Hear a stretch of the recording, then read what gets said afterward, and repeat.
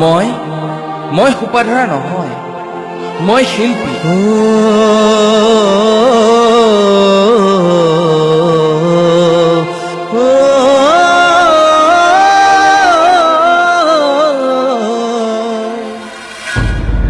মোৰ মোনাখনত মোৰ গগনাটি পৰি আছে, এবাৰ মই বজাই দিম, তেতিয়া তহঁতে বুজিবি মই সোপাধৰা নহয়, মই শিল্পী।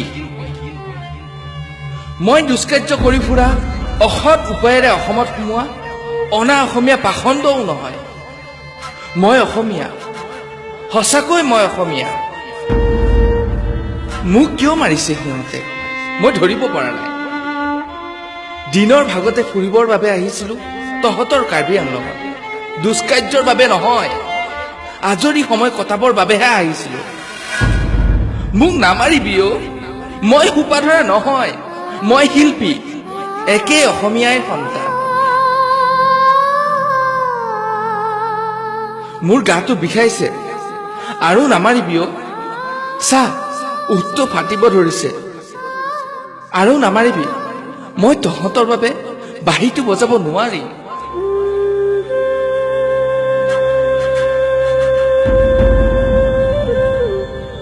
মোৰ ভৰিখনো ভাঙিলি তহঁতে,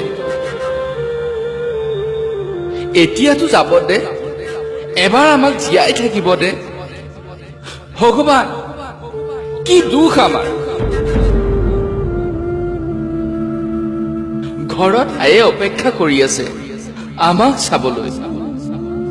সৌ সিদিনা ঠিক হোৱা অনুষ্ঠানতো সংগীত পৰিৱেশন কৰিব আছে।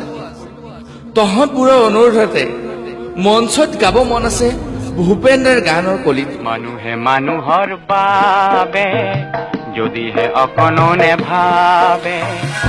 লাহে লাহে আন্ধাৰ নামিছে, কিয় চাৰিওপিনে ধুঁৱলি কৰি আছে, আৰু কিমান সময় সহিম এই অত্যাচাৰ। আই ক্ষমা কৰিবি, মই আৰু ঘূৰি আহিব নোৱাৰিম।